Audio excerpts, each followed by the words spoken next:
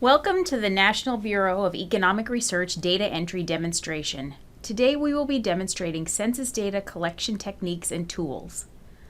Over the course of 25 years and several NIH grants, the Early Indicators Project has collected data on over 75,000 Civil War Union Army veterans.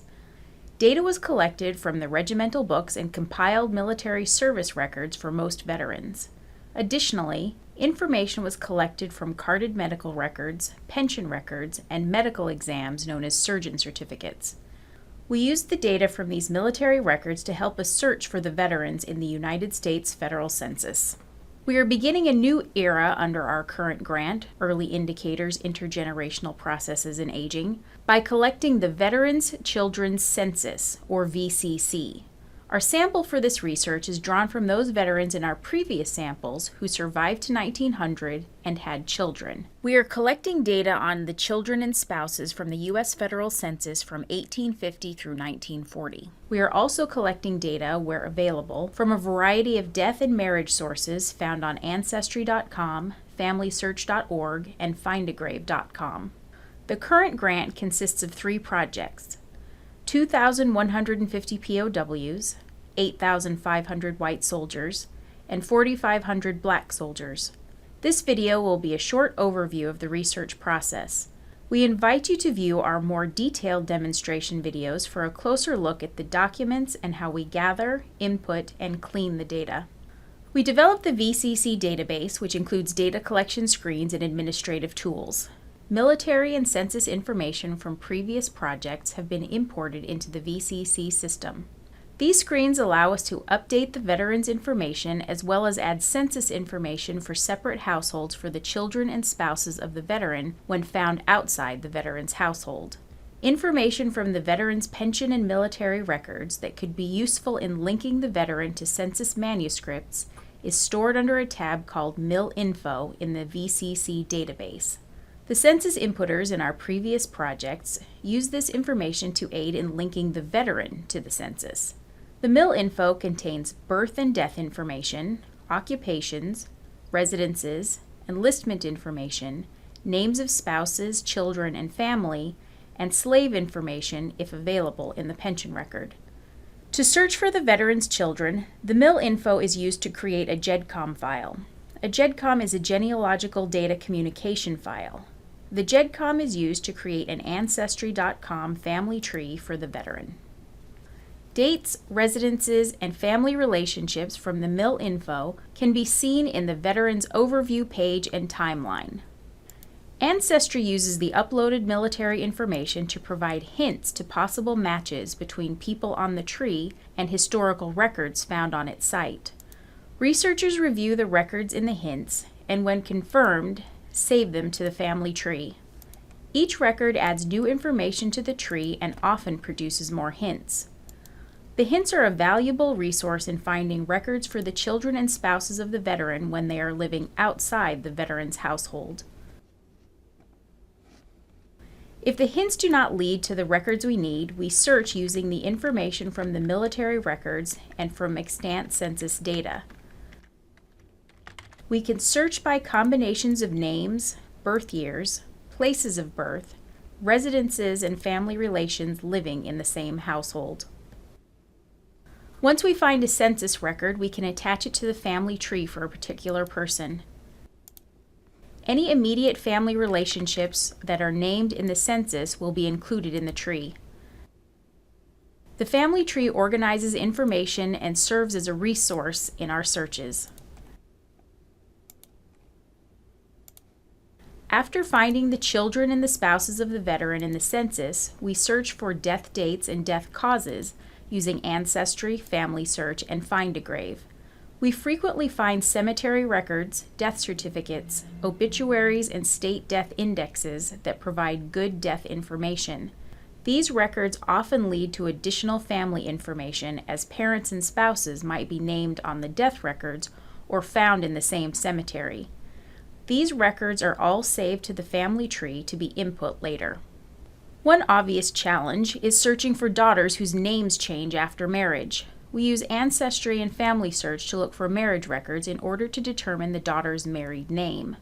Marriage records can also be used to confirm marriage and census information for the sons. Marriage records, which also show parental information, can positively confirm the relationship. All census links are assigned a quality code, 1 through 4, which indicates the strength of the match. Quality code 1 is a confirmed match using multiple match points to original documents. Quality code 4 is a possible match, lacking corroborating evidence. Our success in locating marriage and death records is reflected in our high rate of quality code 1 links. Information found in city directories, state censuses, and draft registration cards, while not included in the data, provide clues to residences, parental and marital information, and are saved to the ancestry family tree. The VCC database allows us to add census information for separate households for children and spouses of the veteran when found outside the veteran's household. There is also a data collection screen to record death information for each individual. We start by creating a grid with the veteran's extant census information. When organizing the original data into the grid, we infer a relationship for each person in the household to the veteran based on names, ages, placement in the family, and information from the census across all census decades.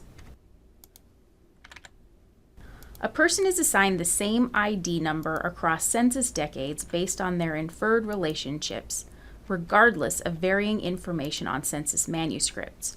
For example, the veteran's daughter is enumerated as Mary J. Cruzel in 1870 as a 4-year-old, but in 1880, the veteran's household has a 13-year-old daughter named Janie Kinsley. In 1920, the 53-year-old Jenny Cartmill is enumerated as the veteran's daughter. These 3 names all refer to the same person. Without a unique ID, that link would never be made and she would be considered 3 separate individuals. This is a unique and valuable tool that can help data users interested in family structure and child outcomes. The purpose of inferred relationship codes is to link the soldier's family across census decades. When inferring relationships, we think about what relationship provides the most information about the soldier and his family. In the example of Mary J. Cruzel, we know who her children are, so the relationship is coded as children of the mother Mary, rather than grandchildren of the veteran Albert. So Anne and Sarah are coded as children of Mary, rather than grandchildren of Albert, providing the most complete information about the direct family line. Once all the relationships are assigned, the grid is created. Each census decade is assigned a column, while each individual is assigned a row. Each individual member is given a unique personal ID number. The database was created to accommodate multiple households in a given decade. The veteran is assigned household 0, and anyone living with him, regardless of decade, will be in household 0. When outside of the veteran's household, each of his children is assigned a separate household number. A unique feature is Household View, which shows the veteran's household in each decade collected, and the people that were living with him. Other information such as age, birthplace, and occupation taken directly from the census manuscript is also included. One of the most innovative inputting features in the VCC is the assignment of inferred relationship codes. The inputter infers an individual's most direct relationship to the veteran, as shown in the example of Mary J. Cruzel. The Update Relations screen shows all the people in the grid and their inferred relationships to the veteran or to another person on the grid. The relationship found on the census manuscript and input in the data is always the head of the household, which is not necessarily the veteran. Both of these relationships are preserved. The veteran appears at the top of the grid and is always person ID 0 and household 0. Inputters are aided by a color scheme marking the spouses and children of the veteran, spouses in pink, children in green. Inputters are also aided by color-coded symbols indicating when data has been found in input, what has been searched for but not found, and whether an individual is dead in a given decade. While the basic demographic information remains constant over the years, each census increased in complexity and in the amount of information collected. Our screens are created to collect all variables available in each decade. Here is a sample of the 1850 census showing location, enumeration date, and page number at the top.